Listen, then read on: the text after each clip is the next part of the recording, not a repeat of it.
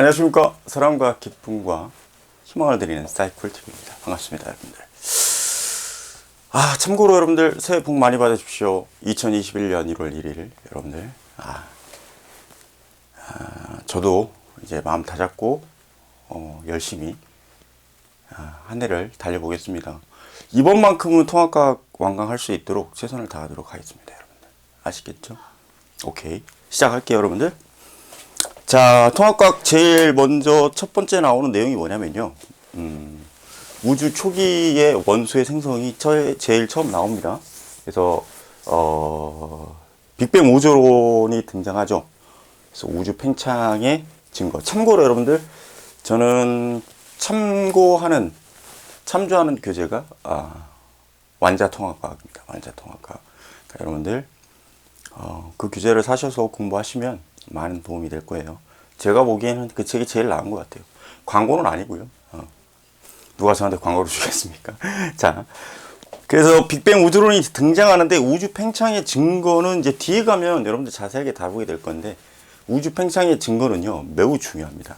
학교 시험 문제에 굉장히 잘 나오기 때문에 여러분들이 그거는 꼭 체크를 해 두었다가 공부를 반드시 하셔야 돼요. 아시겠죠? 오케이. 그래서 우주 팽창의 증거로 쓰이는 게 허블에 의해서 관측된 거죠. 그래서 별들이 멀어지면 멀어질수록 속도가 더 빨라진다는 거. 그래서 후퇴 속도라고 표현하는데요. 그게 우주 팽창의 증거다. 그래서 빅뱅 우주론이 맨 처음 나오는데요. 간략하게 앞부분은 도입 부분이기 때문에 간략하게 소개를 하고 있어요. 이 책 같은 경우는. 그래서 138억 년 전, 추정값이죠. 고온, 고밀도의 환경에서 빅뱅, 대폭발. 빅뱅이 대폭발이라는 뜻이잖아요. 그렇죠? 대폭발이 일어났고, 그때부터 우주가 시작해서 지금까지도 계속 팽창하고 있다는 우주론이 빅뱅 우주론이고요. 그 다음에 정상 우주론이라는 게 있는데, 우주가 팽창되는 동안 계속 물질이 생겨서 생성되어 우주는 항상 같은 밀도를 갖고 있다는 건데, 첫 번째로 가장 중요한 파트가 여기에요. 정상 우주론과 빅뱅 우주론이 서로 맞대립하고 있을 때 어떤 우주론이 받아들여졌느냐, 이게 첫 번째 중요한 부분이기 때문에 여기는 좀 해석을 하고 가는 게 좋습니다. 아시겠죠? 오케이. 그래서 첫 번째 좀 정리를 할게요. 첫 번째 나오는 게 누구냐?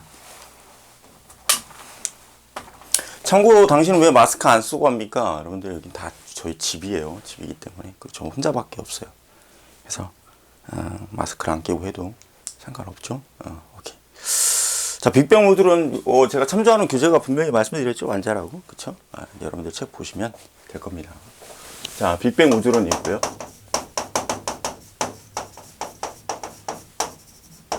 그 다음에 정상 우주론이 있어요.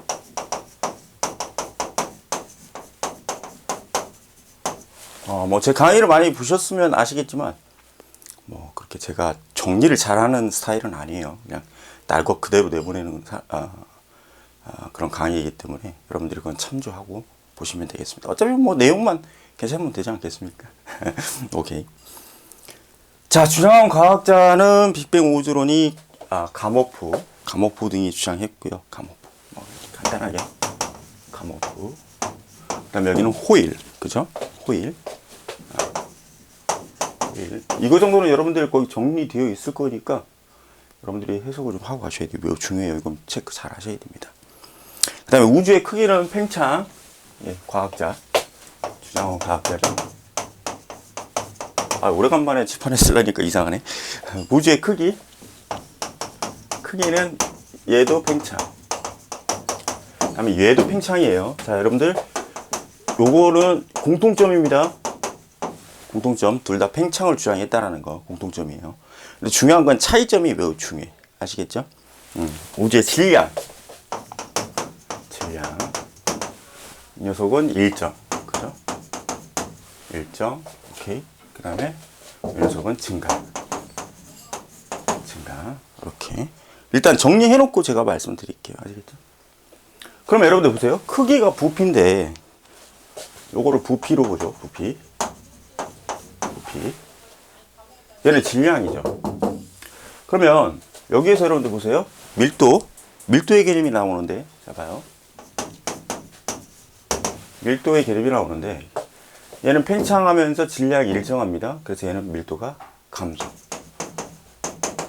근데 얘는 팽창한 만큼 그 비율대로 증가한다라고 해석한 거거든요. 그럼 얘는 일정. 자, 밀도는 일정. 좀 이따 설명할 거예요. 그래서 우주의 온도는 에너지인데, 부피가 팽창되면서 밀도가 감소하죠. 그래서 여기 얘는 우주의 온도는 낮아진다고 생각했어요. 아시겠죠? 감소. 근데 얘는 일정이죠. 자, 여러분들 이제 이거 좀 정리를 할 거예요. 잘 보세요. 공통점은 그렇게 크게 중요하진 않아요. 공통점은 어차피 얘도 팽창되고 얘도 팽창된다. 그러니까 결국은 뭐예요? 이거는 둘 다 우주가 팽창되고 있구나 라는 조건에서는 서로가 대립관계를 갖고 있지 않죠. 오케이? 서로가 대립관계를 갖고 있지 않아. 야, 나도 팽창이야. 그래? 나도 팽창인데? 근데 뭐예요? 그 다음이 중요한 거죠. 봐요. 야, 그 우주가 팽창하긴 하지만 우주에서의 그 만들어진 원소나 이러한 물질들이 실질적으로 변하지 않기 때문에 질량은 일정할 거야. 그냥 일정한 상태에서 퍼져나갈 거야. 근데 무슨 소리야? 팽창은 되지만 팽창돼서 그 입자와 입자 사이에 빈 공간을 또 다른 물질이 생겨가지고 다시 메꿨을 거야. 그래서 질량은 증가했을 거야. 메꿔서. 이게 첫 번째 차이점이죠. 두 번째 차이점은 뭐냐면 우리가 밀도 구하는 공식이 있어요. 여러분들 잠깐만 여기다 쓸게요. 자, 여러분들 밀도 구하는 공식이 있는데 밀도는 부피분의 질량이야. 부피분의 질량. 그러면 보세요. 여기는 부피는 커졌지만 질량은 일정이래. 그럼 자 봐요. 얘가 일정이고 얘가 커졌다는 거야. 그러면 분모값이 커지면요. 제가 아주 오래전 강의에서도 한번 설명한 게 있는데 분모값이 커지면 전체 값은 감소할 수밖에 없어요. 그렇죠? 여러분들 2분의 1이 큽니까? 3분의 1이 큽니까? 4분의 1이 큽니까? 이렇게 물어보면 답 나오죠. 그죠? 오케이. 즉 분모값이 커지면 밀도는 줄어들 수밖에 없어. 그러니까 이 경우는 질량이 일정한 상태에서 부피가 커졌기 때문에 질량이 일정한 상태에서 부피가 커진다면 밀도는 작아질 수밖에 없겠죠. 이해하셨죠? 자, 감소한다라는 겁니다. 근데 이 녀석은 자, 봐요. 부피가 팽창한 비율만큼, 예를 들어서 이 녀석이 2배 증가했다. 그럼 이 녀석도 증가하는데 2배 증가하기 때문에 약분하면 어차피 밀도는 3배 증가하면 3배 증가하고, 그죠? 그럼 약분하면 그대로. 그러니까 밀도는 일정이라는 뜻이에요. 아시겠죠? 오케이. 그런데 이제 중요한 건 뭐냐면, 물질이 갖고 있는 에너지가 물질의 양이 변하지 않는 상태에서 부피만 증가했다고 한다면 그 물질들이 갖고 있는 에너지는 분산됐겠죠. 그러니까 분산된 거, 자 보세요. 자 봐요. 우주가 팽창되는데 조금만 밑으로 내릴게요. 자 봐요. 우주가 팽창되는데 한 점에서 시작해서 이렇게 팽창되는데 질량이 일정한 상태에서 그럼 그 물질이 갖고 있는 에너지는 분산이 된다는 얘기죠. 그렇죠? 분산이 되겠죠? 공간으로. 그러면 그 분산된 한 점에서의 받는 에너지는 적어졌겠죠. 분산된 것 중에 하나만 받는 거니까. 그러니까 온도는 감소한다라고 해석한 거예요. 아시겠죠? 근데 이 경우는 뭐예요? 왜? 물질이 계속 채워지잖아. 그러니까 뭐야? 온도는 일정할 거야. 이렇게 표현한 겁니다. 그럼 여러분들, 이 상황에서 이제 결정적인 조건이 있어요. 결정적인 조건. 봐요. 결정적인 조건. 요렇게 둘이가 내세웠는데, 오케이? 요렇게 둘이가 내세웠는데, 받아들여진 건 얘입니다. 이게 중요해요. 받아들여진 건 얘야. 얘가 받아들여졌어. 왜 받아들여졌느냐? 근데 요게 받아들여졌던 이유는 우주의 온도가 감소한다라는 걸 이후에 과학자들이 확인을 하죠. 오케이? 오케이? 어떻게 확인을 하느냐? 우주 배경 복사와 보세요. 이제 뒤에 가면 또 나와요, 여러분들. 우주 배경 복사라는 개념을 통해서 온도가 감소하고 있다는 걸 확인했고요. 그 다음에 수소와 헬륨의 질량비가 3대 1로 일정하다라는 걸 통해서 질량이 일정하다. 이렇게 밝혀냅니다. 그리고 또 하나 중요한 건 뭐냐면 여기서도 이미 얘에 받아들여질 수 없는 조건이 확인됩니다. 어떻게 확인되냐면 우리 중학교 때 이거 배웠잖아요. 반응 물질 사이에서 아무리 화학 반응이 일어난다 하더라도 돌턴의 원자들 기억나시죠? 화학 반응을 한다 하더라도 원자의 종류와 수는 변하지 않는다. 따라서 뭐예요? 질량은 변하지 않는다. 그 질량 보존의 법칙이잖아요. 그렇죠? 그러면 빅뱅 우주론이나 정상 우주론이나 지금 현재의 시점에서 우주에서 초기 원소에서 계속적으로 뭐예요? 원소가 핵 융합 반응을 통해서 더 무거운 원소로 바뀌었는데 핵 융합 반응이잖아요. 그러면 반응을 할 때 질량은 보존된다라는 걸 통해서 야, 화학 반응이 일어난다 하더라도 원자의 종류와 수가 변하지 않기 때문에 질량은 보존되는 거야. 그래서 너치 질량이 증가됐다라는 건 좀 어폐가 있다. 이 얘기죠. 오케이. 그래서 요 학설이 받아들여집니다. 아시겠죠? 오케이. 자, 기억하시고요. 첫 번째 중요했던 게 요겁니다. 아시겠죠? 오케이. 자, 그 다음에 이제 두 번째 다뤄야 될 내용은 물질을 구성하는 입자. 근데 이거는 별로 그렇게 크게 중요하지는 않은데 그냥 개요만 살짝 들고 갈게요. 개요만. 근데 여러분들이 중학교 때 보지 못했던 하나의 워딩이 나옵니다. 그것만 잘 해석하시면 돼요. 아시겠죠? 오케이. 자, 보겠습니다. 이쪽으로 갈게요. 자, 물질은요. 자, 물체는 뭘로 이루어져 있죠? 물질을 가공해서 물체를 만드는 거예요. 오케이. 물질을 가공해서 오케이. 물체를 만듭니다. 그럼 이 물질은 뭘로 되어 있느냐? 기본적으로 물질의 성질을 가지는 입자인 분자로 되어 있습니다. 분자. 이거 이제 나중에 화원 여러분들 배우게 되면 자세하게 나오는데 잘 들으셔야 돼요. 분자로 되어 있다. 그럼 분자는 뭘로 되어 있느냐? 물질의 성질을 가지고 있지 않는, 오케이, 가장 작은 입자로 구성되어 있다. 그래서 우리 얘네들을 뭐라고 부르느냐? 원자. 이렇게 불러요. 자, 그럼 원자부터는 이쪽으로 뺄게요. 자, 이쪽으로. 자, 그럼 원자는 어떻게 되어 있느냐? 원자의 대부분의 질량을 차지하고 있는 원자핵이라는 걸로 되어 있어요. 원자핵. 이게 칠판이, 그래도 보이겠구나. 원자핵으로 되어 있고요. 그 다음에 전자로 되어 있습니다. 그럼 원자핵은 뭘로 되어 있느냐? 양성자와 중성자로 되어 있습니다. 중성자. 여기까지는 여러분들이 중학교 3학년 버전에서 다 배웠던 내용일 겁니다. 오케이. 그런데 이제 중요한 건 새롭게 대두된 내용이 있어요. 이 둘의 물질, 양성자와 중성자는 뭘로 되어 있느냐? 쿼크라는 걸로 되어 있습니다. 쿼크라는 걸로 되어 있어요. 그래서 기본 입자와 경입자라는 게 있는데, 과거에 고1 융합과학 파트로 잠깐 바뀌었다가 통합과학으로 바뀌었잖아요. 근데 고1 융합과학에서는 기본 입자하고 경입자를 좀 자세하게 다뤘는데, 통합과학으로 바뀌면서 기본 입자 중에 딱 중요한 것만 딱 추려서 정리를 하면 돼요. 아시겠죠? 오케이. 그래서 기본 입자라는 개념은 좀 배우고 가셔야 되는데, 기본 입자라는 게 뭐냐면 우주 탄생 초기에 발생한 입자입니다. 입자. 그래서 여러분들은 기본적으로 쿼크와 전자가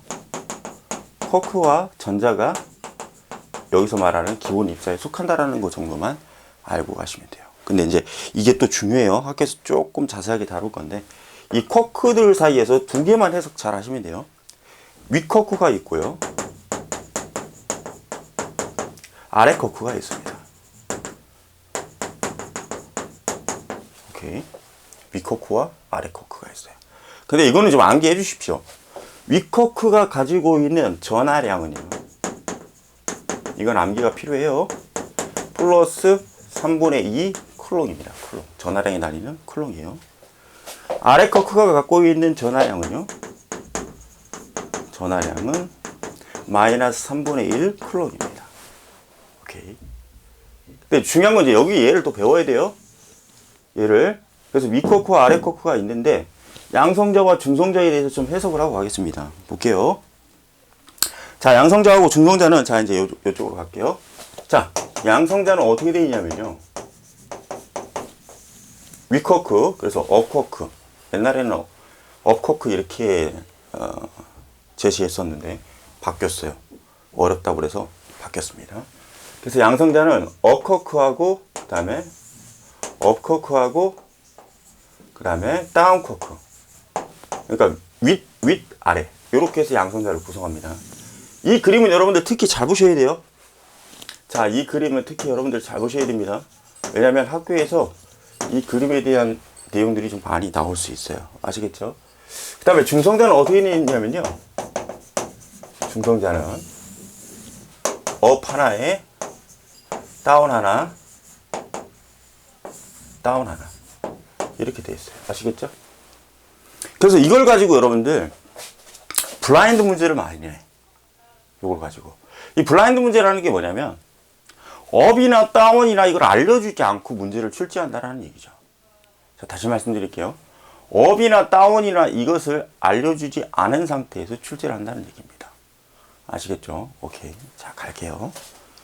야, 근데 이 카메라는 성능은 좋은데 찍히는 시간이 표시가 안 되는구나. 헐. 웃자고 안 얘기입니다. 보세요. 자, 볼게요. 자, 봐요. 이 녀석 업이죠. 자, 플러스 3분의 2 클롱이라고 그랬습니다. 이 녀석 업이죠. 플러스 3분의 2 클롱이에요. 자, 이 녀석 다운이죠. 마이너스 3분의 1 클롱. 이 세 개가 합해졌다고 한다면, 자, 플러스 3분의 2죠. 클롱은 일단 생략할게요. 묶어서 클롱이라고 하면 되니까. 자, 그럼 여기는요. 플러스 3분의 2죠. 그 다음에 마이너스 3분의 1이죠. 자, 그러면 플러스 3분의 2, 플러스 3분의 1이니까 플러스 3분의 4죠. 마이너스 3분의 1이니까 플러스 3분의 3이고 이거 약분하면 플러스 1 클롱. 그래서 뭐예요? 플러스의 성질을 지니는 입자다. 그래서 뭐예요? 양의 성질을 갖는 입자다. 이렇게 표현하는 겁니다. 그럼 중성자는 어떻게 되느냐 보세요. 자, 여기다 그냥 바로 갈게요. 얘가 플러스 3분의 2죠. 얘가 마이너스 3분의 1이죠. 얘도 마이너스 3분의 1이죠. 자, 그럼 눈썰미 있는 사람은 대충 감 잡았죠. 자, 보세요. 플러스 3분의 2죠. 마이너스 3분의 1이죠. 마이너스 3분의 1이죠. 클론이에요. 자, 이거 계산하면 얼마입니까? 0클론이죠? 그쵸? 0클론이잖아요. 그러니까 뭐예요? 얘는 플러스 성질도 아니요.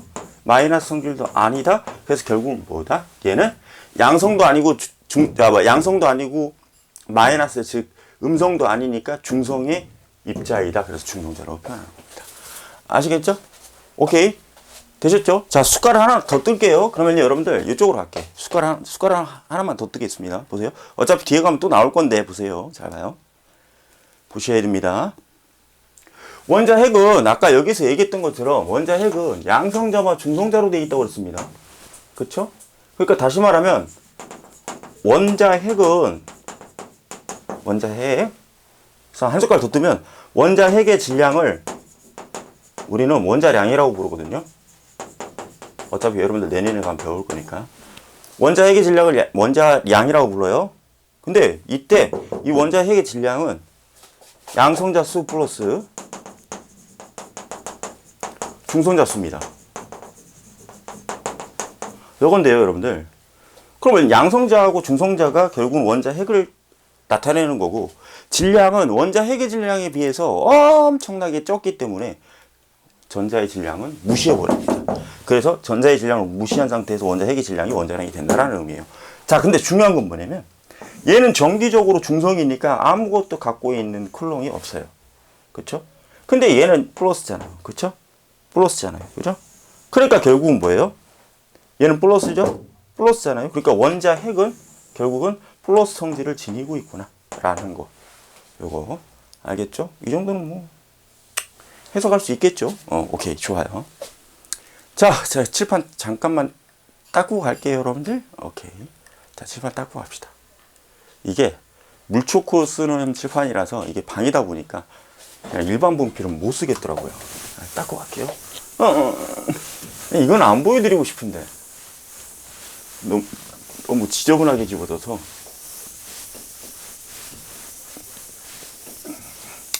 근데 어쩌겠습니까?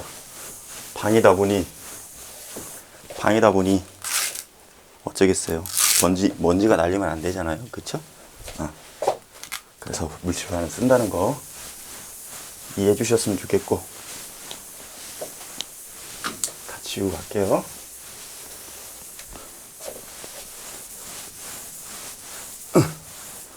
자, 여러분들 그냥 반절 지우고 갈게요. 반절 지우고. 시간이 없으니까. 그리고 여기가 다 빛나잖아요. 그래서 이걸로 다시 한번 닦아줘야 돼. 지저분하기도 하고. 그럼 빛이 좀 덜하죠. 자, 이제 다음 내용 다뤄야 될 게 뭐냐. 해보고 갑시다. 자, 다음 내용은 이제 뭐냐. 빅뱅과 입자의 생성 부분인데요. 오케이. 빅뱅. 분명히 얘기했었죠. 뭐라고 그랬냐면, 우주가 초기에 팽창을 하게 되고, 초기는 급팽창입니다. 인플레이션인가? 아무튼 급팽창, 대폭발에 의해서 급팽창이 나타나고, 그럼 급팽창하면 뭐라고 그랬죠? 빅뱅 우주론이 받아들여졌다고 그랬으니까. 급팽창하면 어떻게 되죠? 물질의 질량은 일정한 상태에서 부피만 커지는 거죠. 따라서 여러분들 밀도가 어떻게 됩니까? 작아져요. 그래서 에너지가 분산된다고 그랬습니다. 그래서 온도가 떨어져요. 오케이. 그래서 빅뱅 직후에 우주가 팽창하면서 우주의 온도가 낮아지고 최초의 기본 입자가 탄생합니다. 기본 입자는 아까 설명드렸죠? 뭐요? 쿼크하고 전자. 오케이. 그러면서 핵융합 반응을 통해서 결국은 나중에 어떻게 된다? 더욱더 무거운 원자를 만들기 시작한다. 그래서 우주의 초기에 생성된 원소는요, 우리가 여러분들 주기율표는 여러분들 미리 암기해 두는 게 좋습니다. 왜 그러냐면 나중에라도 꼭 써먹을 수 있으니까. 그래서 주기율표의 맨 왼쪽 꼭대기에 있는 게 수소예요. 그래서 맨 처음 생성된 원소가 수소 원소입니다. 그리고 원자번호 2번이 헬륨이에요. 그래서 뭐예요? 수소가 만들어지고 헬륨이 만들어지는 겁니다. 그래서 여러분들 우리가 수소하고 헬륨 정도는 좀 해석을 하고 갈게요. 아시겠죠? 오케이. 수소하고 헬륨하고는 좀 해석하고 갈게요. 자, 여러분들 수소는요, H고요. 원자번호가 1번입니다. 헬륨은 원자번호가 2번이에요. 오케이? 근데 여러분들 여기서 중요한 거 하나 알려드릴게요. 자, 원자번호가 의미하는 건 양성자의 수입니다. 이거 여러분들 나중에 화학에서 중요하게 배우니까 미리 알아두고 가면 편리하겠다. 그러면 수소는요, 여러분들 보세요. 수소는 원자번호가 1번이니까 얘의 양성자 수는 하나라. 얘는 양성자 수가 한 개로 돼 있다.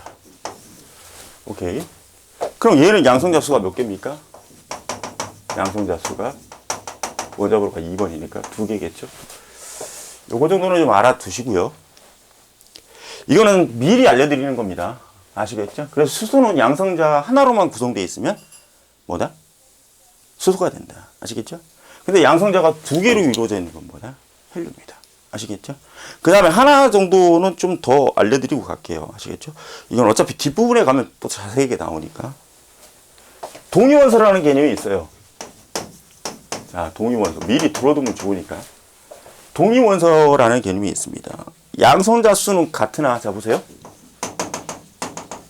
양성자 수는 같다.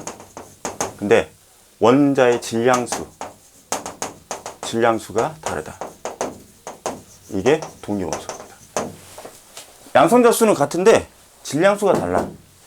그러면 사이클림 어떻게 가능합니까? 어떻게 그렇게 가능해요? 양성자 수는 같은데 어떻게 질량수가 다를 수가 있습니까? 여러분들 보세요. 이거는 아까 제가 말씀드렸던 부분에 숨어 있어요. 지금 무슨 얘기냐 봐요. 원자 핵은 양성자 수 플러스 중성자 수로 되어 있다고 그랬잖아요. 그리고 요거 둘을 합하면 전자는 여러분들 개무시할 정도로 가볍기 때문에 전자는 원자의 량에서 너무 작으니까 배제되는 겁니다. 그래서 우리는 이런 걸 뭐라고 부른다? 원자량이고 이런 걸 우리는 질량수라고 부릅니다. 나중에 이제 화학에 가시면 배우게 될 거예요. 그러면 봐봐요. 양성자 수는 다 동일하나 누가 다르면 중성자 수가 다르면 질량수가 다를 수가 있겠구나. 그래서 동위원소의 관계가 성립이 가능합니다. 그래서 여러분들 보세요. 수소가 있고요. 중수소가 있고요. 삼중수소가 있습니다. 그래서 표시를 할 때 여러분들 원자번호는 왼쪽 하단에 표시합니다. 그럼 원자번호가 양성자수니까 얘네들을 왼쪽 하단에 111 이렇게 써야 되겠죠. 오케이. 근데 얘는 수소예요. 무거울 좀. 얘보다는 좀 무거운 수소다. 그래서 얘는 1이고요. 질량수가 2고요. 여기는 질량수가 3 이렇게 표현합니다. 요거 정도는 미리 알아두고 가시는 게 좋을 것 같아서 여기다가 집어둔 거예요. 아시겠죠? 그러면 이거를 해석할 줄 아셔야 됩니다. 왜 그러냐면 통합과학이라는 게 되게 웃긴 게 제가 1년 동안 그러니까 몇 년 동안 제가 통합과학에 대한 전국에 있는 시청자 질문을 많이 받잖아요. 근데 학교별로 학교 선생님들이 가르치는 깊이가 다 달라요. 가르치는 깊이가 다 다르기 때문에 어느 범주까지 가야 할지가 여러분들의 관건이에요. 학교별로 다 달라요. 뭐 어떤 학교는 막 지구학 툭 꺼 막 꾸집어 당겨서 가르치는 선생님도 계시고 어떤 학교는 아주 기본적인 라이트한 개념만 가르치는 학교도 계시고 그래서 여러분들이 그 부분은 면밀히 파악하는 게 매우 중요합니다. 아시겠죠? 오케이. 그럼 여러분들 얘 볼게요. 자, 원자번호가 1번이니까 양성자수 하나겠죠. 양성자수 하나. 근데 여러분들 질량수가 얼마래요? 질량수가? 잠깐만요. 질량수가 얼마래요? 오, 죄송합니다. 카메라 디스플레이 좀 끄고 갈게요. 잠깐만요. 죄송합니다. 자, 여러분들 보세요. 봐요. 얘의 질량수가 1이래. 근데 뭐야? 질량수는 양성자수 플러스 중성자수라고 그랬잖아요. 그럼 이미 수소는 양성자수를 하나 갖고 있어요. 그런데 질량수가 1이래. 1이래. 그럼 얘가 얼마가 돼야 돼요? 빵이 돼야 되잖아요. 아, 그럼 너는 뭐다? 중성자수는 빵개구나. 빵개구나. 즉, 양성자 하나만 있으면 뭐가 된다? 수소가 된다라는 개념은 여러분들 머릿속에 꼭 기억하고 가셔야 되고요. 그럼 중수소는 양성자는 한 개라는 건 동일하죠?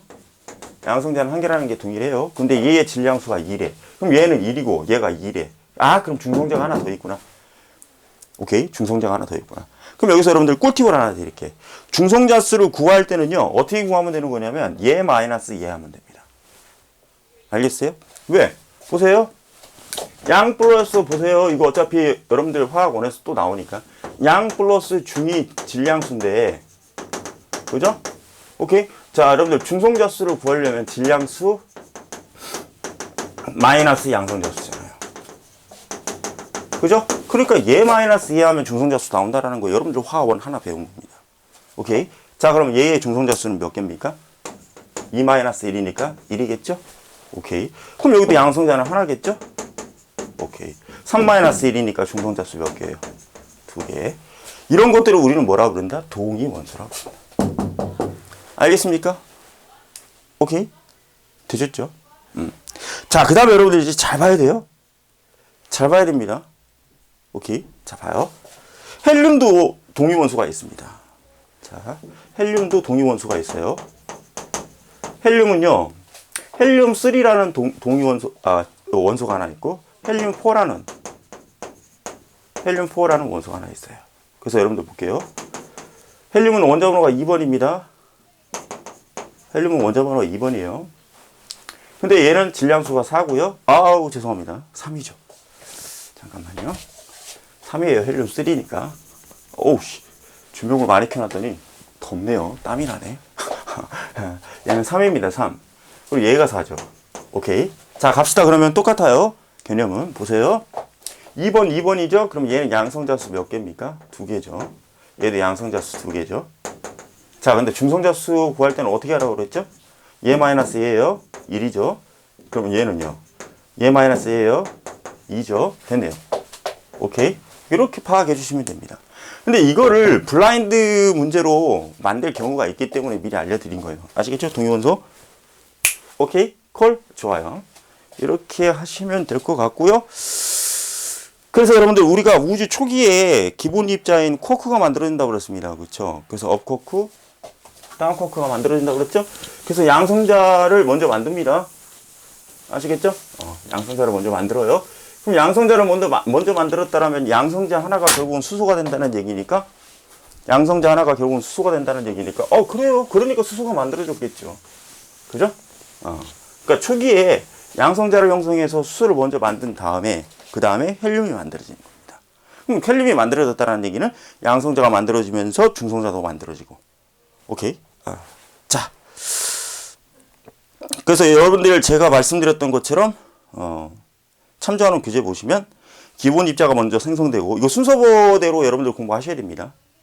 자, 빅뱅이 빵 터졌어요. 그 부피 급팽창이에요. 질량은 일정이에요. 그러니까 에너지가 분산돼요. 에너지가 분산되니까 우주의 온도가 낮아져요. 우주의 온도가 낮아지니까 기본 입자가 생기기 시작하는 겁니다.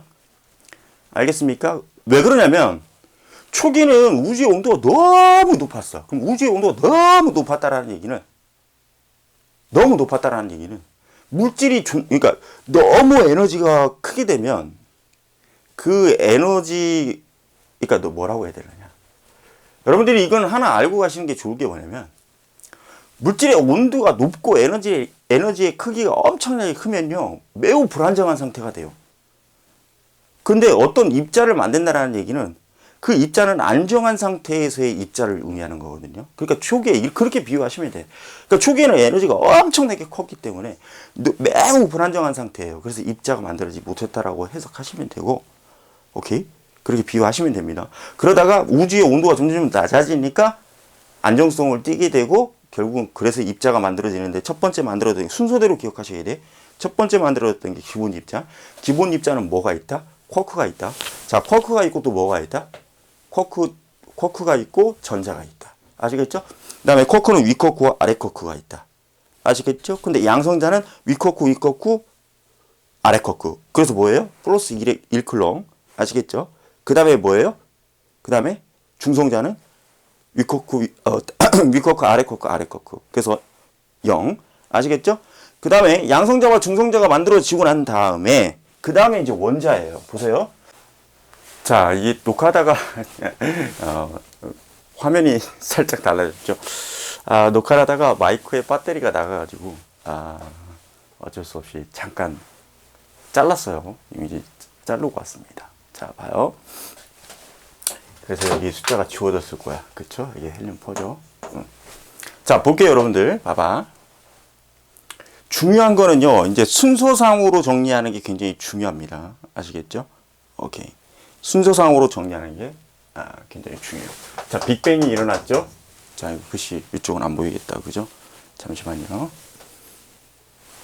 이제 다 헷갈린다, 이제. 잠깐만요. 여기 있네. 자, 빅뱅이 일어나면요. 잠깐만요, 여러분들.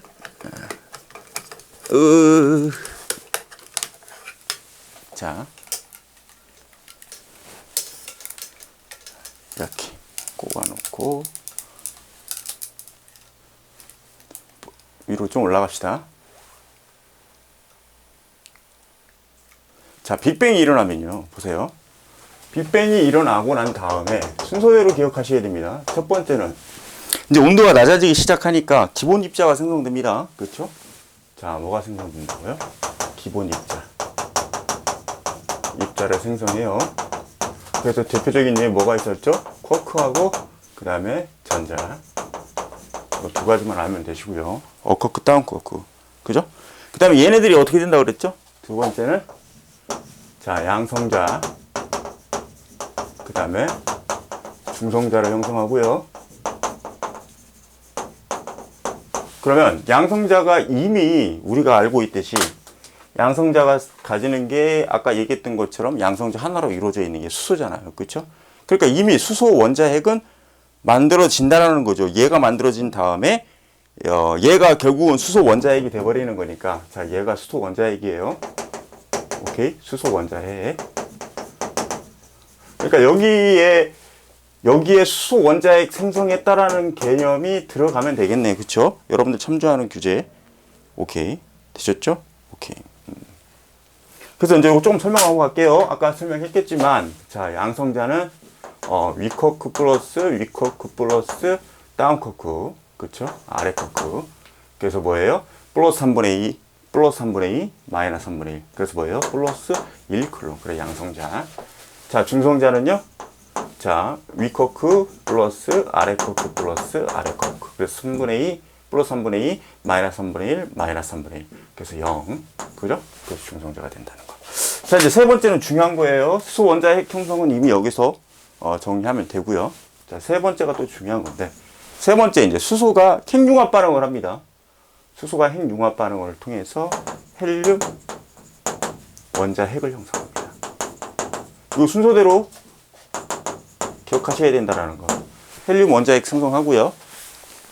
헬륨 원자 핵을 생성한 다음에가 이제 중요해. 이제 봐요. 굉장히 중요한 건데, 헬륨 원자 핵 생성이 빅뱅 이후 3분에 일어났다, 3분 후에 일어났다. 이거는 뭐 그렇게 그렇게 중요한 거는 아니에요. 아시겠죠? 중요한 건 아닙니다. 오케이. 그래서 헬륨 원자 핵이 생성됐고, 그 다음에 요 헬륨 원자 핵이 생성된 이후에 여기서 하나 더 중요한 거 있어요. 뭐냐면 이 이후에 보세요. 이 이후에 헬륨 원자 핵 생성 이후에 더 무거운 원소는 생성되지 않습니다. 생성되지 않아요. 그러니까 이 기준으로 아시겠죠? 물론 이제 헬륨 원자핵 이후에 이제 그 핵융합 반응이라는 걸 통해서 더욱더 무거운 원자를 만들어내긴 합니다. 무거운 원소를 만들어내기는 하는데, 지금 현 단계에서는 그러니까 3분 이후, 그러니까 여기가 3분이죠? 3분 후인데 3분 후에 더 무거운 원소를 연속적으로 생성하지는 못해요. 그 이유는 왜 그러느냐? 그 이유는 우주의 온도가 더 낮아졌기 때문에 그래요. 자, 이 이유도 알고 가셔야 됩니다. 우주의 온도가 팽창에 의해서 우주의 온도가 낮아져서 더 무거운 원소는 생성되지 않았다.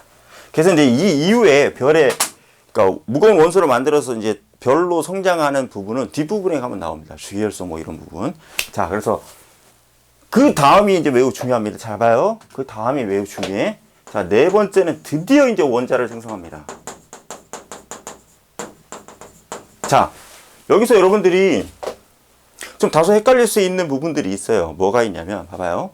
사이클림, 도대체 원자핵. 그런데 여기 갑자기 왜 원자라는 개념으로 다시 바뀝니까? 자, 봐봐요. 아까 우리가 원자는 뭐라고 그랬죠? 원자는 원자핵과, 잘 봐야 돼요. 원자핵과, 그 다음에 뭘로 이루어져 있다고 그랬습니까? 원자는 원자핵과 전자로 이루어져 있다고 그랬잖아요. 그쵸? 오케이? 전자로 이루어져야 돼요. 그럼 잘 봐요. 우리가 여기 기준으로 놓고 보면 여기까지는 전자의 개념을 도입시키지 않았죠. 전자가 있으나 생성됐으나 이 전자가 여기까지는 원자라고 불리지 않았기 때문에 이 얘기는 결국 다시 얘기하면 뭡니까? 원자라는 것은 원자핵과 전자로 이루어져야 되는데 여기까지는 원자라고 불릴 수가 없어. 원자핵이라고 불리는 거지. 왜 그러느냐? 전자가 원자핵에 귀속되지 않았다라는 거예요. 즉 다시 말하면 봐봐요. 원자를 좀 간략하게 단순한 구조로 좀 그려주면, 봐봐요. 지우고 갈게요. 원자를 좀 단순한 구조로 그려주면, 봐봐요. 원자를 단순한 구조로 그려주면요, 이렇게 돼 있단 말이에요. 자, 보셔야 돼요. 잘 봐요. 잘 봐요. 원자, 수소 원자와 헬륨 원자가 만들어지는데, 자, 여기서 말하는 원자는 수소 원자하고 그 다음에 헬륨 원자가 만들어지는데, 보세요. 자, 수소 원자를 간략하게 좀 그려주면, 수소 원자의 구조를 간략하게 그려주면, 중심부에 원자 핵이 있습니다. 원자 핵이 있어요. 그럼 이 원자 핵 속에 뭐가 들어있죠? 양성자가 들어있겠죠. 그럼 양성자는 플러스 성질이에요.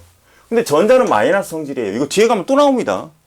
배경보사 파트에 가면 또 나와. 그럼 원래는 이 전자라는 녀석이 이 주위를 이렇게 돌아야 됩니다. 왜 이게 가능하냐면 얘는 마이너스 성질이고 얘는 플러스 성질이잖아요. 그러니까 둘 사이의 인력 때문에 이렇게 잡혀질 수가 있어. 그럼 이 경우를 우리는 뭐라고 그런다? 원자라고 부르는 거예요. 원자. 그럼 이 이전 단계 여기까지는 어떻게 되어 있느냐? 이 전자가 원자 핵에 귀속되지 못했다라는 거예요. 막 돌아다녀. 그러니까 원자 핵이 양성자가 이렇게 만들어져서 수소가 됐는데 막 졸라 돌아다니는 거야. 이렇게 졸라 돌아다녀. 여기 귀속되지 않고. 그 이유는 왜 그러냐면 원자 생성의 연수가 38만 년이거든요. 38만 년 후. 뒤에 가면 또 다시 다루겠는데 38만 년 후거든요. 그러면 보세요. 여기는 3분 후고 여기는 38만 년 후야. 그러면 시간이 상당히 흘러갔다라는 얘기겠죠. 그러면서 어떻게 되겠어? 팽창되고 있다라는 거예요, 계속. 팽창은 계속되고 있다라는 거야. 팽창은 계속되고 있다라는 거야. 그럼 당연히 우주의 에너지는 보세요. 당연히 에너지는 분산되겠죠? 자, 봐요. 에너지는 분산되겠죠? 그러면 당연히 온도는 낮아지겠죠? 그러면 뭐야?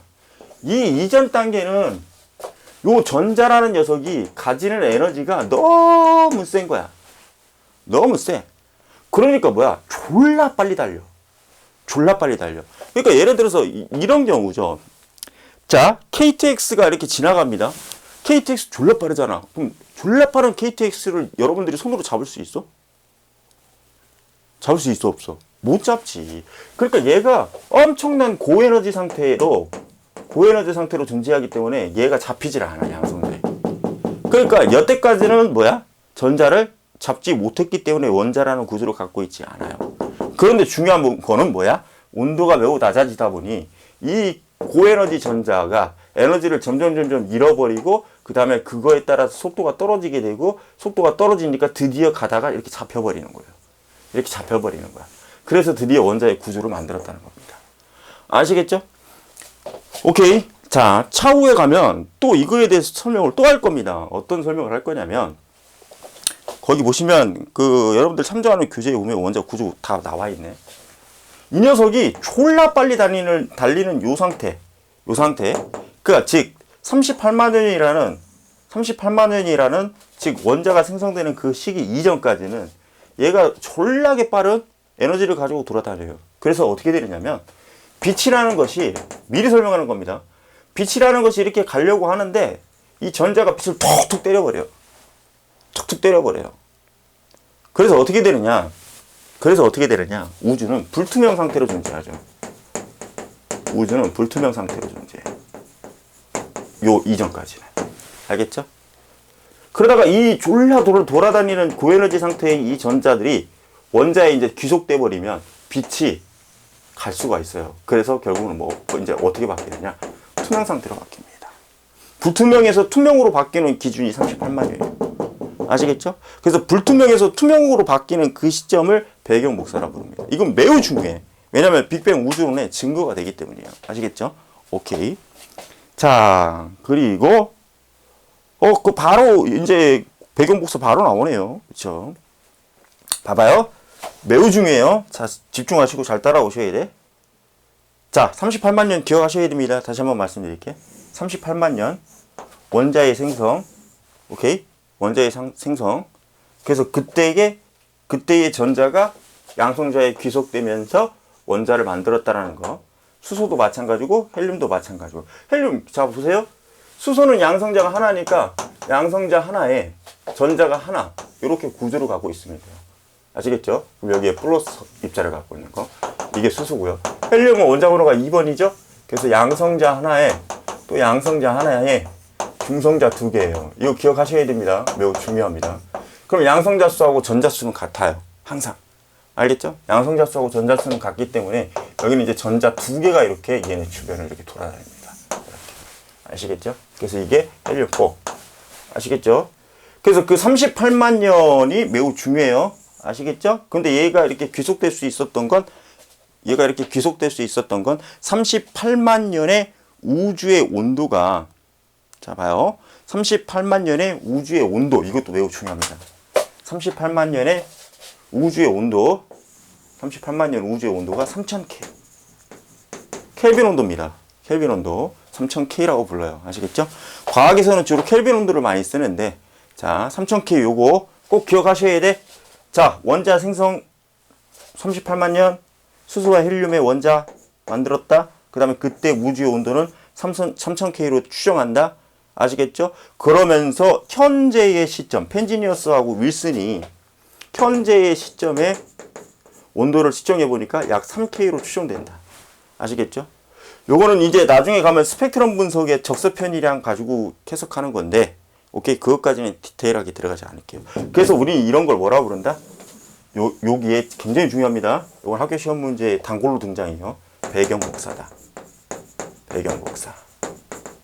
아시겠죠? 그래서 이걸 배경복사라고 부르고 요게 빅뱅 우주론의 증거로 쓰이죠. 증거로 쓰여. 아시겠죠? 왜? 에너지가 떨어지고 있다는 걸 파악한 거잖아요. 에너지가 감소하고 있고 온도가 낮아졌다는 걸 증명한 거잖아요. 그렇죠?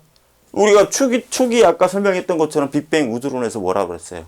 빅뱅 우주론은 에너지가 감소해서 온도는 감소했을 거라고 그랬잖아. 정상 우주론은 어떻게 된다 그랬어? 온도가 일정하다고 그랬고. 그쵸? 근데 실질적으로 측정해 보니까 배경복사가 나타났고, 그쵸?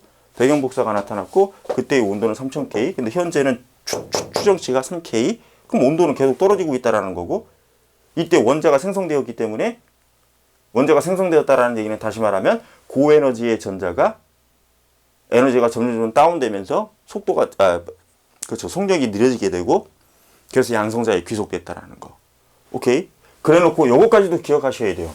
과거의 우주 여기 이전까지는 불투명 상태였다가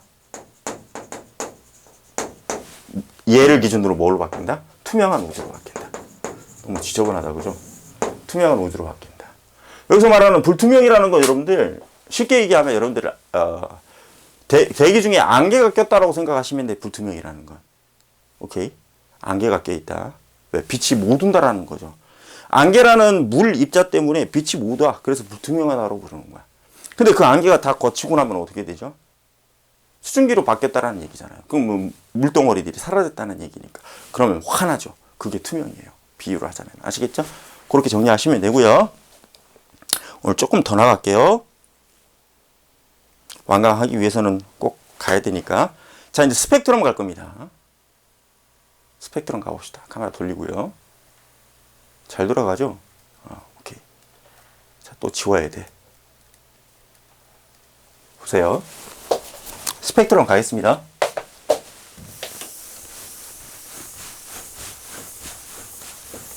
스펙트럼. 여러분들 새해 첫날인데 떡국 좀 드셨습니까? 저는 오늘 떡국을 끓여주긴 했으나 떡국이 끓리지를 않아가지고 육개장 먹었습니다. 육개장. 시골의 부모님이 육개장을 해주셔가지고 육개장 먹었어요. 얼큰하니 좋더라고요. 오케이. 자, 갈게요.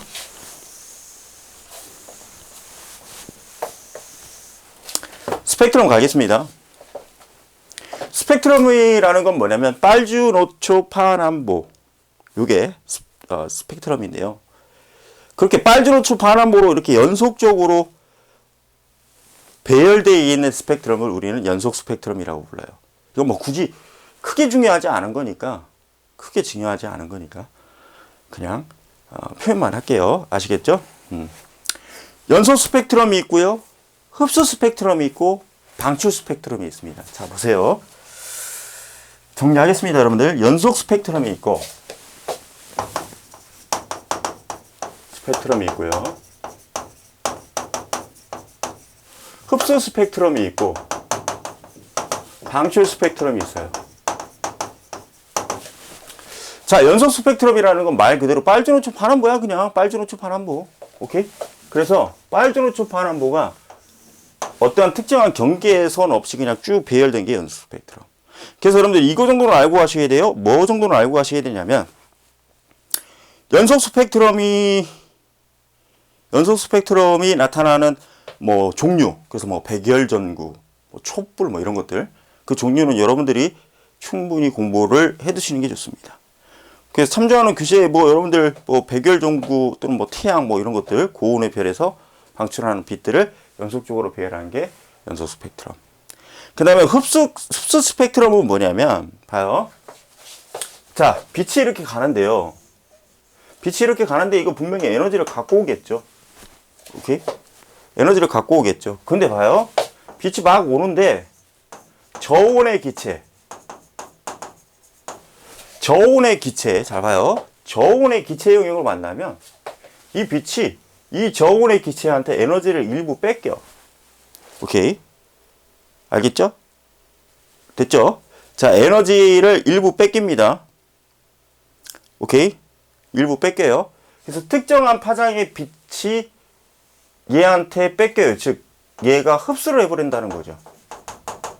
그러면 에너지가 낮아진 상태로 오겠죠. 에너지가 낮아진 상태로 오겠지. 오케이? 그래서 결국은 뭐예요? 에너지가 낮아진 상태로 오는데, 그러면 얘는 뭐예요? 중요한 건 검은색.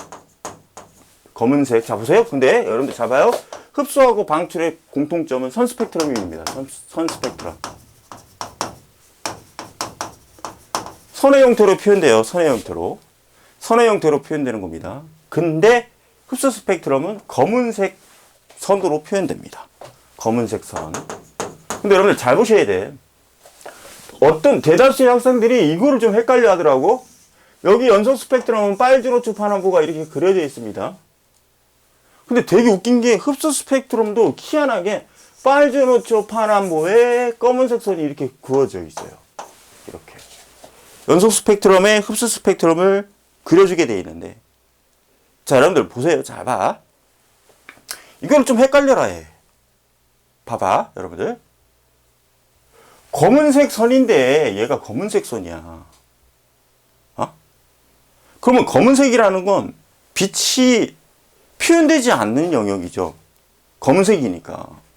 그쵸? 빛이 표현되지 않기 때문에 이 검은색을 검은색 바탕에다가 표현하면 보이지가 않아. 보이지가 않아. 사전에 미리 얘기하지만 방출 스펙트럼은 검은색 영역에다가 라인이 이렇게 그려지는 거야. 이게 방출 스펙트럼이에요. 이게 방출 스펙트럼이야. 근데 거의 대부분 흡수 스펙트럼을 중요하게 배우거든요. 그러니까 대다수의 아이들이 여기도 빨주노초 파남보, 여기도 빨주노초 파남보, 뭐지? 이렇게 헷갈리는 사람들이 있습니다. 사람들 기억하셔야 돼. 빨주노초 파남보는 똑같지만 검은색 선의 형태를 여기다가 표현해준다는 얘기는 밝은 바탕의 흡수 스펙트럼은 검은색 선이기 때문에 결국은 어떻게 된다? 연속 스펙트럼 내에다가 흡수 스펙트럼을 표현해야만 그 검은색 선의 띠가 보일 수 있기 때문에 얘네 둘은 연속 스펙트럼을 배경으로 해서 너는 선을 그어주고 너는 선을 그어주지 않고 이렇게 잘 해석하시면 돼. 알겠죠? 자, 그 다음에 방출 스펙트럼이라는 건 어렵지가 않아요. 이 저온의 기체를 통과한 게 흡수 스펙트럼이죠. 그러면 고온의 기체를, 자, 여러분들 고온의 기체를 통과했다고 쳐봅시다.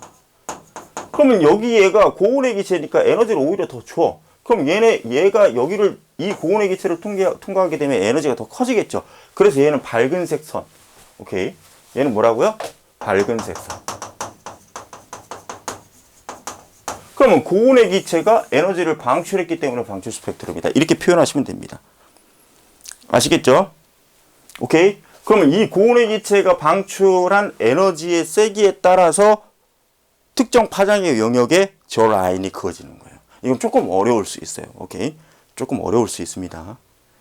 그것까지 설명 안 할게요. 그것까지 설명하면 복잡하니까. 근데 학교 선생님들이 그것까지 설명하시는 분들이 가끔 계시더라고. 그것까지 설명하시는 분들이 가끔 계시는데, 그것까지 설명 안 할게요. 아이씨, 그것까지 설명하면 복잡해져. 알겠죠? 오케이, 알겠습니다. 자, 그 다음에 이제 확대경 때문에 거기까지 설명하시는 분들이 있는데, 이거 화학원에서 매우 중요하게 나오고, 물리원에서도 매우 중요하게 나오는 부분이에요. 그래서 좀 간략하게 설명을 하면, 에너지 준이라는 개념이 있습니다. 보세요. 자, 에너지 준이라는 개념이 있어. 에너지 준이라는 건 뭐냐면, 원자 핵을 중심으로 전자는 궤도를 가지고 돌아요. 오케이? 그래서 여러분들 이제 나중에 화학에 가면 배우겠지만 주기율표가 이렇게 있거든요. 주기율표가. 저는 그냥 대충 이렇게 그립니다. 사실 여기에 또 있는데 그것까지 알려면 복잡하니까. 주기율표가 이렇게 있는데 주기율표는 첫 번째 껍질이 있고요. 두 번째 껍질이 있고 세 번째 껍질. 그래서 네 번째 껍질. 이렇게 1주기, 2주기, 3주기, 4주기가 의미하는 건 전자들이 가지는 껍질이에요. 껍질. 즉 다시 말하면 어떤 특정한 원자의 핵이 있다고 하면 전자들은 첫 번째 껍질, 두 번째 껍질, 세 번째 껍질, 네 번째 껍질 이러한 형태의 이 라인에서만 돌아다닙니다. 전자들은. 이 라인에서만 존재해요. 우리 이런 걸 전자 발견 함수 오비탈이라고 부르는데 그것까지 설명하면 복잡하니까 요 라인에서만 존재합니다. 요 라인에서만 돼요, 전자가. 그래서 우리는 이런 걸 특정 거리에 따른 특정 에너지 준위에서, 에너지 준위라는 게 에너지의 세기입니다. 그 에너지의 세기에서 전자가 존재한다. 그래서 그러한 개념을 에너지 준위라고 부릅니다. 아시겠죠? 오케이. 그러면 전자가 예를 들어서 여기에서 막 돌아다니다가 이 녀석이 얘가 왜 여기에서 이렇게 돌아다닐까? 양성자 플러스가 얘를 잡고 있기 때문에 여기서 돌아다니는 거야. 그럼 여기에다가 에너지를, 만약에 이 전자에다가 에너지를 투입시켜줘 버리면요, 이 녀석이 이쪽으로 도망가요. 그렇게 비유하시면 돼요. 즉 에너지를 흡수하면 일리 간다라는 거야.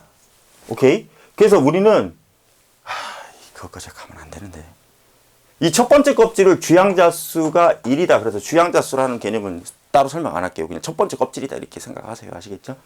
그럼 여기는 두 번째 껍질 N2, N23, N24 이렇게 간단 말이에요. 그러면 에너지를 흡수하면 1에서 2로 갈 수 있고요.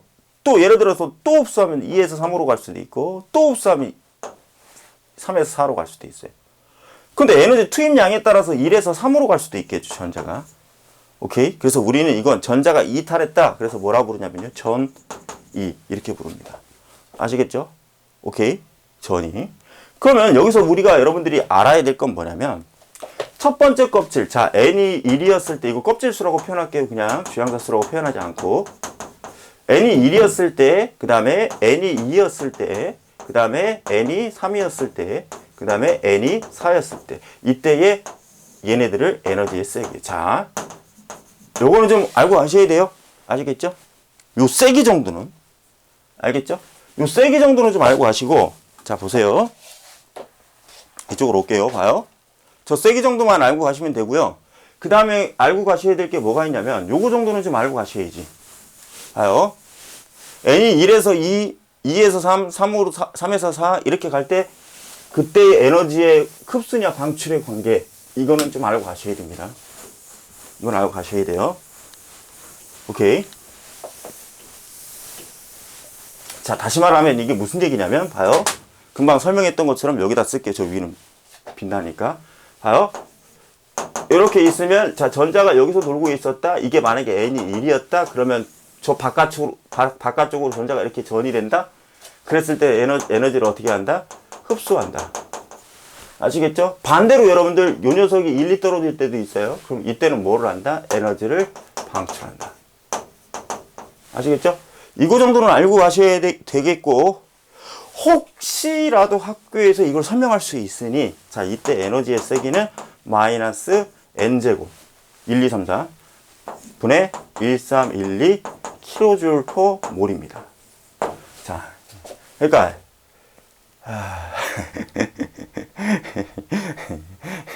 첫 번째 주양자수 n이 1이었을 때는 1 집어넣으세요.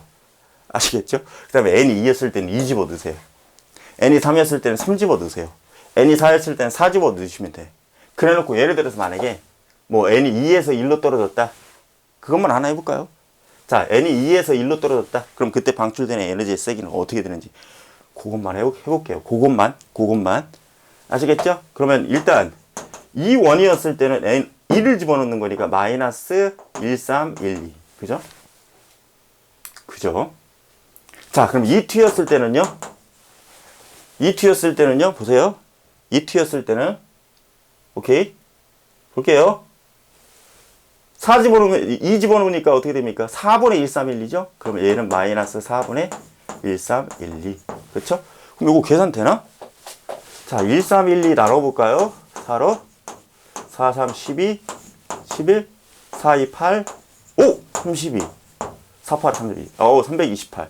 그럼 이거는 마이너스 328. 그죠? 오케이? 그럼 얘에서 얘를 빼면 되겠네요. 그쵸? 큰 거에서 작은 거 빼는 거니까. 그럼 여러분들 보세요. 마이너스 328, 마이너스에 마이너스 1, 3, 1, 2. 이렇게 해주면 플러스 되죠? 그럼 1, 3, 1, 2, 마이너스 328. 그죠? 오케이. 이렇게 계산하는 것까지는 안 나옵니다. 그냥 안 나올 거예요. 안 나옵니다. 안 나오는데 뭐 2에서 1로 떨어졌을 때 그러면 방출되는 에너지랑 우리가 생각해 봐야죠. 그럼 빼요. 328 뺍시다. 그럼 12에서 8 빼니까 4죠? 내가 이걸 왜 하고 있는 거야?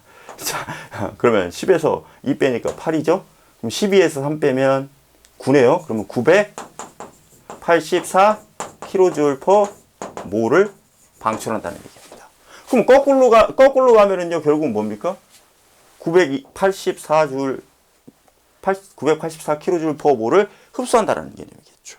그거예요. 아시겠죠? 오케이. 됐고요. 그 다음에 저 스펙트럼을 그럼 왜 배우냐, 대체. 그것도 우리가 고민을 해야 되겠죠. 스펙트럼을 통해서 알 수 있는 사실, 이건 매우 중요합니다. 잘 기억하셔야 돼요. 자, 스펙트럼을 통해서 알 수 있는 사실 매우 중요해요. 오케이? 아셨죠? 자, 스펙트럼을 사용해서 또 위로 올려야죠, 카메라. 이거 자동으로 잡아주면 얼마나 좋아. 자, 스펙트럼을 통해 알 수 있는 사실. 중요합니다. 알 수 있는 사실. 매우 중요해요. 스펙트럼을 통해서 알 수 있는 사실은 매우 중요합니다. 첫 번째는 자, 봐요. 첫 번째는 원소의 종류가 달라. 자, 원소의 종류를 알 수 있습니다. 자, 스펙트럼의 위치를 통해서 알 수 있어요. 위치를 통해서 알 수 있다는 건 스펙트럼의 위치가 의미하는 건 조금 이따 설명할게요. 아시겠죠? 그 다음에 원소의 양을 알 수 있습니다. 이거는요, 선의 두께. 선의 두께가 두꺼울수록 당연히 양은 많겠죠? 자, 여기서 위치를 알 수 있다라는, 원소의 종류를 알 수 있다라는 건 위치를 통해서, 스펙트럼의 위치를 통해서. 근데 이거는 파장이라고 부릅니다. 파장. 근데 여러분들 보세요. 대체 그러면 파장이라는 게 여기서 왜 나오느냐? 잘 봐요. 볼게요. 다소 어려울 수 있는데, 잘 들으셔야 돼. 다소 어려울 수도 있어요. 다소 어려울 수도 있는데, 최대한 쉽게 설명해 볼게요. 아시겠죠? 최대한 쉽게 설명해 볼게요. 자, 이건 파동을 좀 설명을 해야 되는데, 자, 봐봐요. 파동을 좀, 두 가지를 설명해야 돼요. 두 가지를 설명해야 됩니다. 파동을 좀 알아야 되고요. 그 다음에 에너지 함수를 좀 알아야 되고. 아시겠죠? 그 두 가지를 설명할게요. 자, 일단은 여러분들 볼게요. 파동을 좀 설명합니다. 파동. 이런 걸 파동이라고 불러요. 중학교 때 배웠을 거야. 그래서 마루에서부터 마루까지 자른 게 파장입니다. 파장, 람다. 그 다음에 한 파장에 걸리는 시간을 주기 t, 라지 t. 그럼 이 파동, v 웨이브, 이 파동의 속력은 주기 t, 시간분의 거리니까, 시간분의 길이 성분, 주기 t분의 람다. 아시겠죠? 그 다음에 여러분들, 주기하고 진동수 프리퀀시하고는 반비례 관계예요. 반비례 관계. 아시겠죠? 반비례 관계입니다. 그러면 결국은 t는 f분의 1이고요. f는 반비례 관계니까 t분의 1입니다. 오케이. 이거는 이거를 왜 주기하고 진동수가 반비례하느냐? 요거를 간략하게 좀 소개를 할게요. 주기라는 건 뭐냐면, 주기라는 건 한 번 파장 이렇게 요 한 파장이 의미하는 게 한 번 왕복이야. 내려왔다가 다시 올라왔잖아. 그렇죠? 그래서 뭐예요? 한 파장에 걸리는, 즉 1회. 자, 한 번 왕복했다는 얘기는 한 번 진동했다는 의미거든요. 그래서 1회 진동하는데 걸리는 시간입니다. 오케이? 걸리는 시간. 그래서 단위는 초예요, 초. 자, 진동수는 뭐냐면, 진동수는 1초 동안 진동한 횟수입니다, 횟수. 그래서 단위는 헤르츠. 헤르츠를 써요. 그래서 주기는 시간이기 때문에 라지 타임이라는 이니셜을 쓰는 거고요. 진동수는 프리퀀시, 즉 주파수. 요 뜻의 F를 쓰는 거예요. 자, 그럼 볼게요. 우리가 이쪽으로 좀 와볼게. 봐봐, 얘들아. 여러분들. 잠깐만 볼게요. 이쪽으로. 자, 그럼 생각을 해봅시다. 이거는 그냥 명제 하나를 제시하고 그걸 가지고 해석하면 되게 쉬워져요. 명제 하나를 제시하고 그걸 가지고 해석하면 되게 쉬워집니다. 자, 예를 들어 보세요. 예를 들어 60Hz가 있다고 칩시다. F가요 60Hz래. 60Hz. 60Hz. 그럼 이거는 1초 동안에 60회 진동한다는 뜻이겠죠? 그럼 1회 진동할 때 걸리는 시간은 1회 진동하는데 걸리는 시간은 1초에 60회 진동하니까 한 번 진동을 했을 때는 60으로 나눈 것 중에 한 번 진동이잖아요. 그러니까 뭐야? 1회 진동하는 시간, 1회 진동, 그러니까 1회, 한 번 진동하는 게 뭐예요? 1회 진동하는데 걸리는 시간이 주기잖아요. 그러니까 뭐예요? 주기는 60분의 1초잖아. 그죠? 그러니까 주기 t는 60이 의미하는 것이 F였고, F분의 1이구나. 그러니까 얘네 둘은 무슨 관계다? 반비례 관계한다. 그러면 이 둘이가 반비례 조건이니까 F는 요거 이렇게 놔도 되죠. 그쵸? 그러면 V 웨이브가 파동이니까 파동의 속력은 보세요. 파동의 속력은 어떻게 구한다고요? 주기 t분의 람다로 구하고, 그러면 파동의 속력은 람다 곱하기 주기 t분의 1 해도 되고, 주기 t분의 1은 F니까, 자, 중요한 결론 하나 나왔네. 봐요. 그럼 결국은 파동의 속력은, 그쵸? 파동의 속력은 람다 곱하기 F 해도 되겠다. 그죠? 오케이. 그죠? 그러면 빛도 파동의 성질을 갖고 있으니까 빛의 속력인 광속 C는 람다 F가 될 거고요. 자, 그 다음에 람다는 보세요. 이건 일단 하나 만들어졌어. F분의 C가 됩니다. F분의 C가 돼요. 그 다음에 에너지 함수가 있어요. 보세요. 예를 들어서 우리가 하나 그려보면 에너지 함수가 있는데 그걸 설명하기 전에, 자, 여기는요 조금 어려운 부분들이에요. 근데 이거를 모르면 이해가 전혀 안 되니까 설명 드리는 거니 잘 보세요. 봐봐요. 예를 들어 보세요. 똑같은 영역이 있다 칩시다. 그럼 얘는 이렇게 왔고요. 얘는 졸라 막 이렇게 왔어. 오케이? 근데 얘네들이 같은 시간 동안에 왔다고 친다고 하면, 자, 내가 만약에 여기에 눈을 댔다고 칩시다. 눈을 댔어요. 그럼 요 새끼, 얘를 A라 치고 얘를 B라 칩시다. B는 내 눈을 졸라 흔들어. 그치? 왜? 진동수가 졸라 많아. A는 조금만 흔들겠죠? 오케이? 그럼 일단은 진동수는 FA와 FB 사이에서 FB가 크고요. 그럼 내 눈은 졸라 피곤해지겠지. 내 눈이 졸라 피곤해진다라는 얘기는 결국은 뭐야? 얘가 나한테 엄청난 에너지를 가했다는 거예요. 자, 다시 말하면 요거죠? 에너지 역시도 B가 큽니다. 그래서 우리는 이런 걸 에너지 함수라고 불러요. 그럼 결국은 프리퀀시라는 진동수하고 비례 관계죠, 에너지 함수는. 그쵸? 근데 저도 수학을 가르치긴 하지만, 우리가 여러분들 항상 함수 앞에는 뭐가 붙죠? 상수값이 붙잖아요. 1차 함수는 기울기. 그쵸? 그래서 이 앞에도 에너지 함수가 되고요. 그 다음에 여기 얘는 프리퀀시고요. 여기 앞에다가 플랑크 상수라는 H를 곱합니다. 요거는 여러분들 나중에 화원에서 또 나오니까, 또는 물원에서도 또 나와요. 그러니까 이런 건 좀 알고 가시면 편리합니다. 여러분들 이과 가실 분들은. 그럼 에너지 함수는 플랑크 상수 H 곱하기 F입니다. 근데 여기 보세요. 자, 여기 보세요. 여기 람다는 F분의 C 이렇게 구할 수도 있고요. 여기서 자, 보세요. 빛의 광속 C는 람다 F라고 그랬어요. 여기서의 F가 얘입니다. 얘예요. 그럼 결국은 뭐예요? 여기서 F만 남기고 넘기면 람다분의 C가 되죠. 그러면 이 에너지 함수가 이렇게도 표현될 수 있다는 거죠. 어떻게? 자, 봐요. 이 에너지 함수가 이렇게 표현될 수도 있어요. 자, 여러분들, 근데 이거는 너무 심하기 때문에 여기까지는 몰라도 돼요. 그런데 혹시라도 학교 선생님이 여기를 언급하실까봐 말씀드리는 거니까 기억하셔야 돼요. 자, 그럼 요거 F는 람다분의 C였죠? 그러면 요거는 H 람다분의 C. 그래서 이걸 뭉뚱그리면 H는 람다분의 HC다. 이렇게 표현되는데, 이거하고 아까 말씀드렸던, 보세요.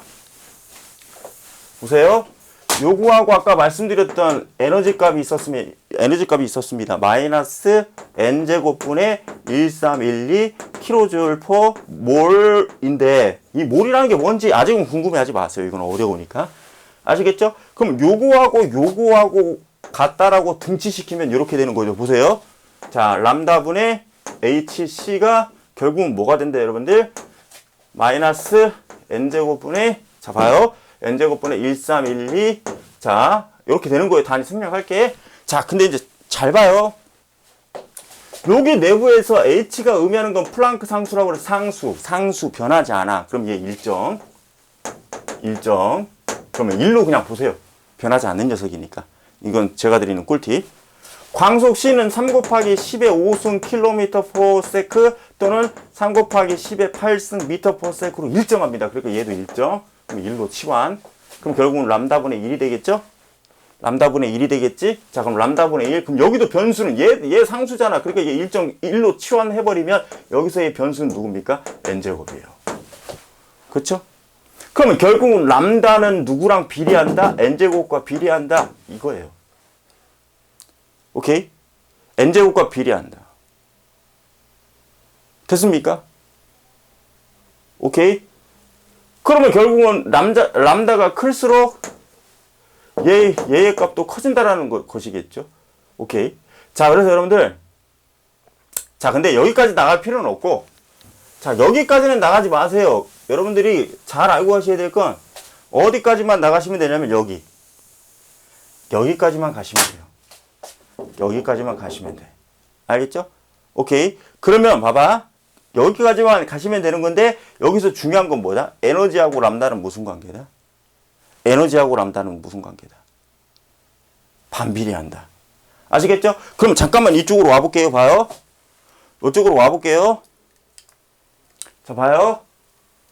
그러면 여기에서 흡수 스펙트럼이 이렇게 정리되어 있으면 한쪽은 빨간색이고 예를 들어서 한쪽은 빨주노초 파란 보라색이라고 해봅시다. 오케이? 요랬을 때 얘네들이 가지는 파장의 길이가 다 달라요. 파장의 길이가 다 달라. 왜 그러느냐면 봐봐. 이거를 여러분들 복잡하다고 생각할 수 있는데 어쩔 수 없어. 이거는 학교에서 또 설명할 수도 있으니 복잡하지만 여러분들이 좀 파악을 해두시는 게 좋습니다. 잘 봐요. 자, 프리즘이 있어요. 이거 우리 중학교 때 배웠던 거예요, 사실은. 빛이 들어가면 빛이 이렇게 굴절해서 두 번 굴절해서 바깥으로 빠져나오죠. 그럼 원래는 얘가 1, 2 가야 돼. 그죠? 근데 얘는 이만큼 굴절하고 얘는 이만큼 굴절해. 그럼 여러분들 우리가 중학교 때 굴절하는 이유를 배웠어. 그죠? 굴절하는 이유를 배웠어. 빛의 이동 속도 차이. 오케이? 빛의 이동 속도 차이. 즉 속력 차이. 속력의 차이값 때문에 굴절하는 거야. 그럼 다시 말하면 굴절을 많이 할수록 속력의 차이가 큰 거야. 자, 그럼 보세요. 프리즘에 이렇게 빛을 통과시키면 이쪽이 빨간색입니다. 여기가 보라색이야. 그러면 빨간색 바깥쪽, 그래서 불굴 적자, 바깥 외자, 적외선. 그 다음에 보라색 바깥쪽, 보라 자자, 자외선. 이렇게 표현하는 겁니다. 근데 잘 보세요. 집중하시고 오셔야 돼. 얘가 이렇게 가는데 원래는 이렇게 갔을 거야. 그럼 이때의 V값의 기준을 1로 잡을게요. 1로 잡을게. 그러면 빨간색은 이만큼 떨어졌다는 거야, 속력이. V값이 이만큼 떨어졌다는 얘기예요. 보라색은 이만큼 떨어진 거고. 그럼 일단은 빨간색의 빛의 속력 감소값이 보라색의 빛의 속력 감소값보다는 적네. 그러면 내가 이렇게 세팅을 할게, 그냥. 이 빨간색의 빛이 1에서 떨어졌는데 0.7이라 합시다. 0.3 감소해서. 알겠죠? 그럼 얘는 0.3보다는 더 감소해야 되겠죠. 더 굴절됐으니까. 그럼 얘는 0.7 감소했다고 칩시다. 그럼 얘가 가지는 속력은 어떻게 되죠? 0.3 이렇게 되겠죠. 자, 봐요. 잘 봐요. 얘는 0.7, 0.3. 그럼 둘 사이에서 속력은 누가 더 커요? 자, 이 빛의 속력, 굴절되지 않은 빛의 속력을 1이라고 가정했을 때, 오케이? 프리즘을 통과해. 그럼 프리즘이 유리니까. 그럼 유리에서는 빛의 속력이 감소한단 말이에요. 근데 파장별로 빛의 속력 감소 값이 달라. 그래서 이렇게 빛이 연속 스펙트럼으로 나타나는 거야. 그러면 빨간색은 이만큼 꺾였으면 조금 꺾였어. 조금 꺾였다는 얘기는 빛의 이동 속도의 감소량이 그만큼 조금밖에 안 나타났다는 거죠. 그러니까 우리가 세팅을 할 때 한 0.3 떨어졌다. 그럼 1에서 0.3 떨어졌으니까 너는 0.7을 가질 것이다. 보세요. 너는 0.7을 가질 것이다. 그럼 네가 즉 빨간색이 갖고 있는 속력값은 0.7일 것이다. 그러면 보라색은 0.7 감소했다. 왜? 얘보다 더 많이 감소하니까. 그럼 너는 0.3이다. 그럼 보라색이 갖고 있는 속력을 0.3이라고 보신다고 하면 보세요. 그럼 얘네들의 공통점은 빛이야. 그럼 빛은 항상 보세요. 빛은 항상 주기는 일정하다고 보시면 돼. 그러면 V 값이 달라. 그럼 보세요. V 빨간색이 V 보라색보다 커요, 커. 그죠? 커. 그럼 우리가 아까 파동의 속력 얘기할 때 파동의 속력은 람다 F잖아요. 그쵸? 그쵸? 람다 F잖아. 맞아요? 맞아요? 그 다음에 얘네들은 빛이기 때문에 주기는 일정이야. 주기는 일정. 그럼 T가 일정이니까 당연히 F는 T분의 1이잖아요. 그럼 얘도 일정이라고 보시면 오케이?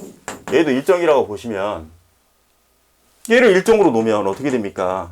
결국은 V하고 람다 사이에서는 비례관계잖아. 이거 매우 중요합니다. V하고 람다 사이에서는 비례관계잖아. 아, 그럼 됐네. V하고 람다 사이에서 비례관계니까 얘가 이렇게 됐다고 하면 얘의 람다 빨간색이 얘의 람다 보라색보다 크다는 거예요. 크다는 거야. 오케이? 됐어요? 그럼 봐봐.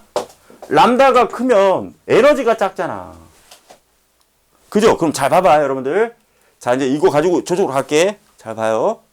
이거 가지고 저쪽으로 갑니다. 봐요. 원래는 보통 이쪽이 빨간색으로 표현됩니다. 그냥 여기다 다시 쓸게. 이게 빨간색, 이거 안 보이지? 보세요. 여기가 빨간색, 여기가 보라색. 그러면 여기가 람다가 커요. 그럼 여기가 람다가 작아요. 그럼 람다가 작을수록 에너지는 커요. 그 다음에 람다가 클수록 에너지는 반비례니까 작아요. 그럼 예를 들어서 흡수선이 여기 있다. 흡수선이 여기 있다. 그럼 에너지가 작은 거고 흡수선이 여기에 있다. 그럼 여기는 에너지가 큰 거죠. 오케이? 그러니까 저걸 통해서 그러니까 선 스펙트럼의 위치를 통해서 그 물질이 갖고 있는 그 원소가 갖고 있는 에너지도 파악이 가능하다는 얘기죠. 그럼 에너지가 파악이 된다고 그러면 저 녀석들의 뭐를 파악할 수 있다? 아까 얘기했던 껍질? 여기 있네. 껍질을 파악할 수 있다라는 얘기잖아요. 그쵸? 오케이. 너무 디테일하게 갔는데 여러분들 선 스펙트럼을 통해서 알 수 있는 거 두 가지는 반드시 꼭 기억하셔야 됩니다. 제가 필히 강조했습니다. 아시겠죠? 오케이. 그러면 이러한 성질을 가지고 확인할 수 있는 게 여러분들 교재 참조해 보시면 우주의 원소 분포를 파악할 수 있다는 겁니다. 왜냐면 수소가 가지는 에너지 영역이 있을 거 아닙니까? 그러면 그 에너지에 해당한 람다를 해석할 수 있고 그러면 그러니까 지구상에서도 수소가 존재하니까 그 지구상에 존재하는 수소를 가지고 선 스펙트럼을 먼저 분석해. 그래 놓고 우주에 있는 입자가 가지는 선 스펙트럼을 분석해. 그러면 결국은 뭐예요? 기본 샘플을 갖고 있고 저쪽에서 측정되는 것과 우리가 갖고 있는 샘플들 즉 각종의 원소가 가지는 선 스펙트럼의 샘플을 가지고 서로 매칭 포인트를 찾아. 그러면 저것이 이 녀석하고 맞네? 아, 그러면 저기에 있는 저 스펙트럼의 조건, 저 스펙트럼의 데이터가 요거하고 일치하니까 아, 저거는 저기에 존재할 수 있는 원소는 수소 원소구나. 이렇게 파악을 할 수 있는 거예요. 아시겠죠?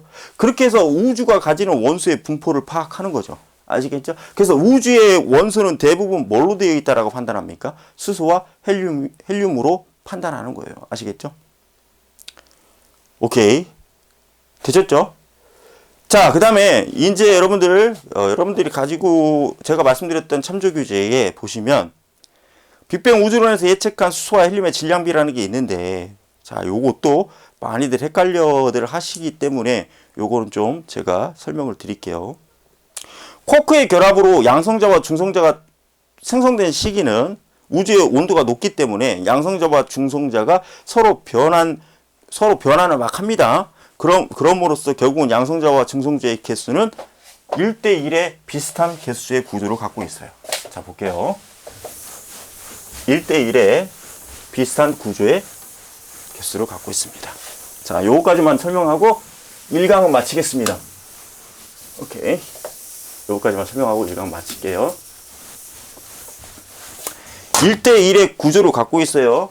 자, 초기, 양성자, 중성자. 그래서 7대7, 약 7대7, 7대7. 출발 시점은 7대7입니다. 7개 아시겠죠? 아니다. 아니, 웬 7대7이야. 8대8. 아, 미안. 죄송합니다. 8대8.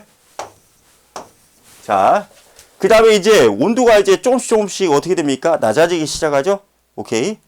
낮아지기 시작하죠? 그래서 중성자는 양성자로 바뀌지만, 중성자가 양성자로 바뀌는 것이 양성자가 중성자로 바뀌는 것보다, 자, 보세요. 중성자가 양성자로 바뀌어요. 근데 양성자는 중성자로 변환되지 못합니다. 이거는 여러분들 암기를 해주시면 좋아요. 알겠죠? 그래서, 봐요. 중성자는 양성자로 바뀔 수 있으나 양성자는 중성자로 못 바뀝니다. 그래서 양성자의 수가 많아져요. 자, 중간 단계는, 이후 단계. 이렇게 합시다. 이후 단계는 양성자가 많아져요. 중성자보다. 그래서 16개, 16개였죠? 근데 여기에가 이제 14개. 자, 이건 이제 그림으로 그려줘야 돼. 오케이. 14개.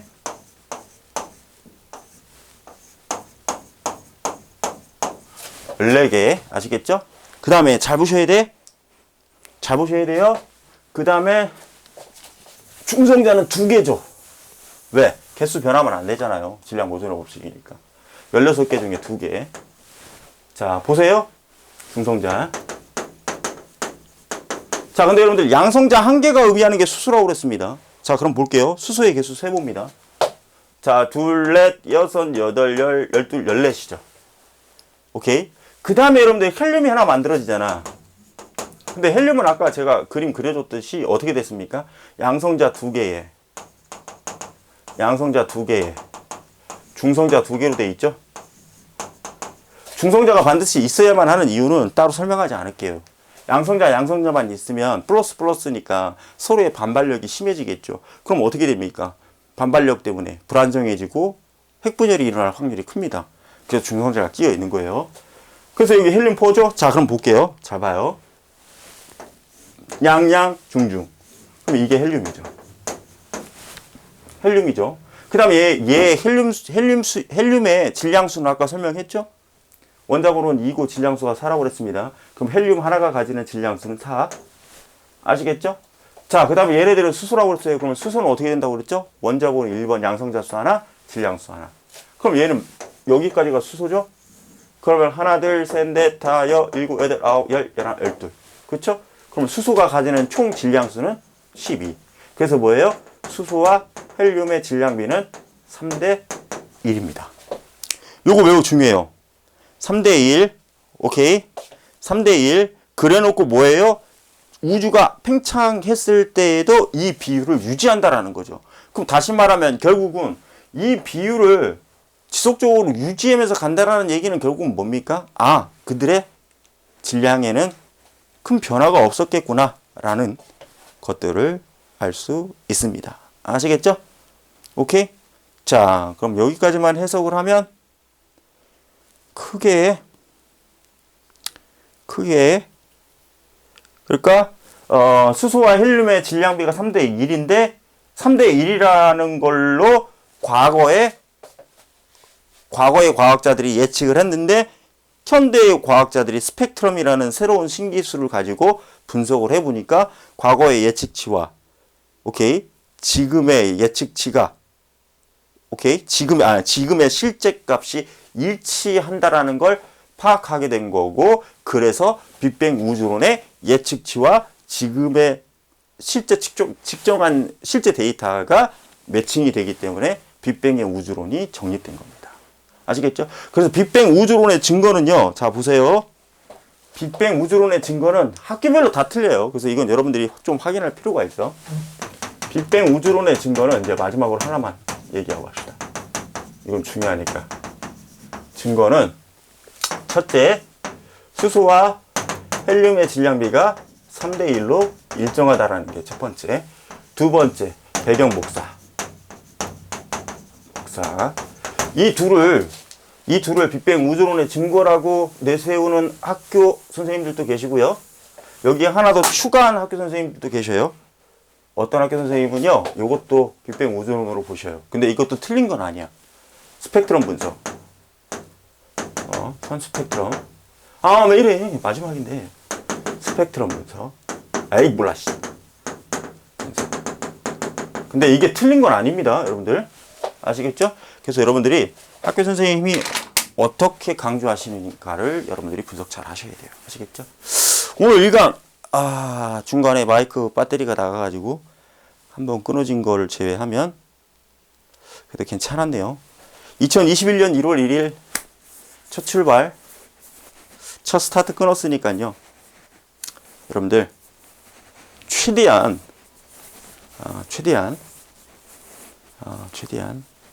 열심히 하도록 하겠습니다. 감사합니다. 항상 교육의 평등한 기회를 생각하고 고민하는 사이콜TV입니다. 요거 요즘에